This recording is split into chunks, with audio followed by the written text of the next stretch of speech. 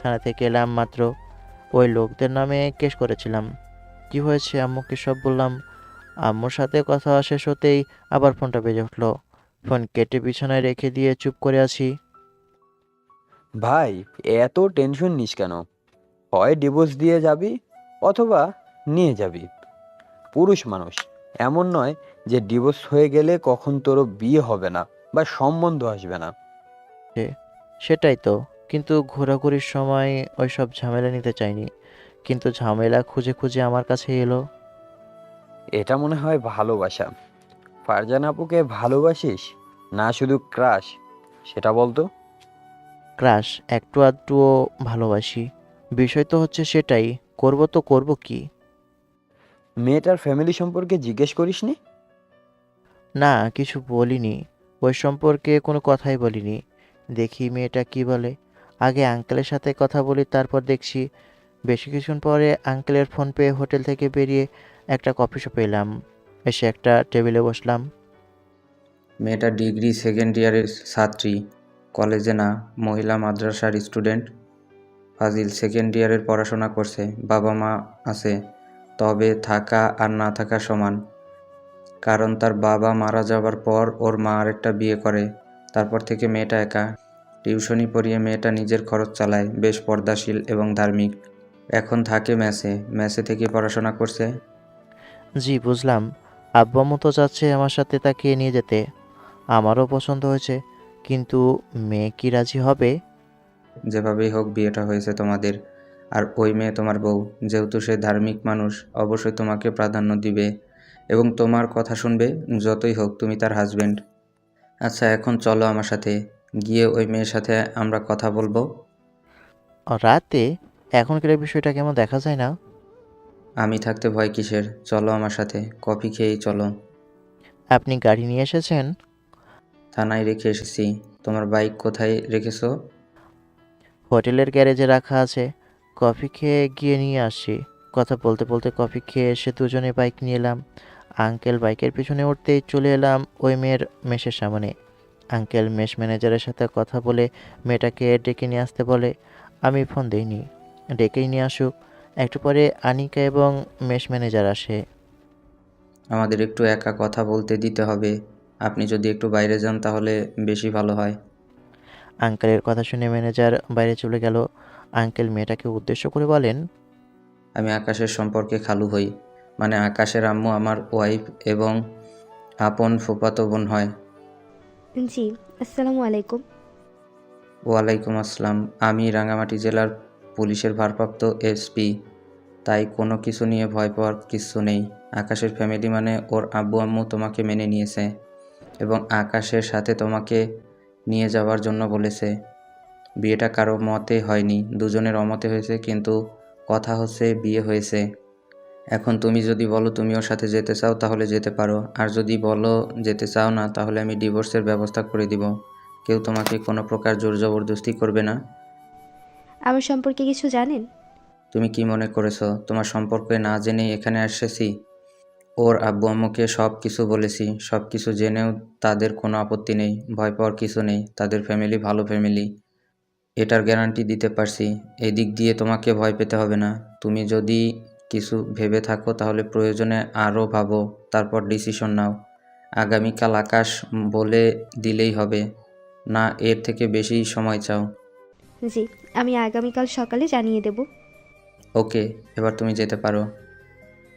আনিকা মাথা নাড়িয়ে চলে গেল। আমরাও বাইরে এসে ম্যানেজারকে বলে চলে এলাম, এটা বলে আসি যেন আনিকাকে কোনো প্রকার ফোর্স না করে। থানায় এসে ওনাকে নামিয়ে বললাম, এখন কি আপনি চলে যাবেন? সকালে যাব, আজকে এখানেই থাকবো। ওকে, কটেজে থাকবেন মনে হয়। হুম। আচ্ছা, এবার তোমরা যাও। আর মেয়েটা কি বলে আমাকে জানাও। মেয়েটার নম্বর তো নিয়েছো নাকি? হুম। থানা থেকে হোটেলে চলে এলাম। এসে বললাম, আচ্ছা বল, আনিকার উত্তর কি হতে পারে? মেয়েদের মন ভাই, বলা মুশকিল। এটা বলতে পারবো না মেয়েরা কখন কি চায়, তারা নিজেরাই জানে না। আর আমি একটা সামান্য চনুপুটি, কিভাবে বলবো? নিঃসন্দেহে ঠিক কথা বলেছিস। এই মালটার আবার কি হলো? আজকে নিজে থেকে যে ফোন দিচ্ছে। ফোনটা রিসিভ করে বললাম, হ্যাঁ বলো। কি রে, ঘটনা কি? আমাকে দেখে ইগনোর করছিস? কুকুরের মতো পেছন ঘুরে এখন ইগনোর করা হচ্ছে? হুম? খুব টেনশনে আছি। সেরকম কিছু বলা থাকলে বলো, না হলে তোমার এসব অপমানজনক কথা শোনার ইচ্ছে আমার নেই। আর আগের কথা বাকি খেয়েছে। বাবারে, আমি কি কানে ঠিক শুনছি? চাহাত আজকে কোন দিকে উঠেছে? যেদিকে ওঠার সেদিকেই উঠেছে। যে তুমি আমাকে ফোন দাও না, সে তুমি ফোন দিয়েছো। ঘটনা কি বলো? তোকে ফোন দেওয়াই ভুল হয়েছে, আর কখনো তোকে ফোন দিব না। ফোন কেটে দিল। বুঝলি, মেয়েরা চায় যেন ছেলেরা সব সময় তার পিছনে কুত্তার মতো পড়ে থাকে। কুত্তাকে যেমন লাথি ঘুষি মারলেও যেতে চায় না, ঠিক তেমনইভাবে মেয়েরা চায় যেন শত অপমান, চড় লাথি খেয়েও যেন তার পিছনে কেউ পড়ে থাকুক। এখন ঘুরা ফোন দেওয়া বন্ধ করে দিয়েছি দেখে নিজে থেকে ফোন দিয়েছে। তুই কি নতুন জানলি? এতদিন ধরে তোকে ঘোরাচ্ছে। তুই তার নিজেই প্রমাণ। প্রতিশোধ নেওয়ার একটা সুযোগ পাওয়া গেছে। দেখবে জ্বলবে পুড়বে, জ্বলে পুড়ে ছারখার হয়ে যাবে। অনেক অপমান করেছে, কথা শুনিয়েছে। যখন সুযোগ পেয়েছিস তখন প্রতিশোধ নিয়ে নে। কিন্তু আগে দেখ মেয়েটা কি বলে। হুম, চল একটু আশপাশ থেকে ঘুরে আসি। দুজনে ঘুরে ডিনার করে হোটেলে এলাম। আমরা আপাতত বড়লোক, তাই ডিনার করছি, না হলে রাতের খাবার খেতাম। আগের ভিডিওগুলো কেটে কুটে ফেসবুকে দিলাম। ভিউ না হলেও দিচ্ছি, যদি একটা ভিডিও ভাইরাল হয়ে যায়। পরের দিন সকালে ঘুম ভাঙলো ফোনের রিংটোনের আওয়াজে। চোখ খুলে দেখি আনিকার নাম্বার। রিসিভ করে সালাম দিলাম। আসসালামু আলাইকুম। ওয়ালাইকুম আসসালাম। কেমন আছেন? এই তো ভালো, আপনি কেমন আছেন? আলহামদুলিল্লাহ। ফোনটা একটু ব্যাক করুন। হুম। ফোন কেটে ব্যাক করতেই রিসিভ করলো। আপনার উত্তর কী হবে এত সকাল সকাল ফোন দেওয়া দেখে বুঝতে পারছি। তাও বলুন, আপনার থেকেই শুনতে চাই। সব কিছু ভেবে দেখলাম, ডিভোর্স নামের যে কলঙ্ক সমাজে রয়েছে সেটা নিজের কাঁধে নিতে চাই না। আর এখানে এমন কিছু নেই যার জন্য থাকতে বাধ্য হব। হ্যাঁ, একটু কষ্ট হবেই। চেনা এই জায়গায়, যেখানে শৈশব কেটেছে, যেখানে বড় হয়েছি, সেখান থেকে বিদায় নেওয়া সহজ নয়। তবু সিদ্ধান্ত নিয়েছি, আপনার সাথেই যাব। বাকি সব কিছু আল্লাহর উপর ছেড়ে দিলাম। তিনি যেমন ভালো মনে করেন ঠিক তেমনই হবে। আমার বাসা ফিরতে আরও দেরি আছে, ততদিন আমি ঘুরে বেড়াবো। আপনি কি আমাদের সাথে ঘুরবেন? অনেক টাকা খরচ হবে না? দিবে আপনার শ্বশুরমশাই, এইসব নিয়ে আপনার চিন্তা করতে হবে না। আপনি যদি ঘুরতে চান তাহলে আগামী পরশুদিন বের হব। আপনি আপনার সব কিছু গুছিয়ে নেন, আপনার মাদ্রাসা থেকে সমস্ত পেপার উঠিয়ে নেন। এরপরে আমরা যাব কক্সবাজার। জি, আমি আজকে মাদ্রাসায় গিয়ে সমস্ত পেপারস উঠিয়ে নিব। হুম। আপনি ঘুমাচ্ছিলেন, ঘুমান, আমি আমার কাজ করি। আল্লাহ হাফেজ। জি।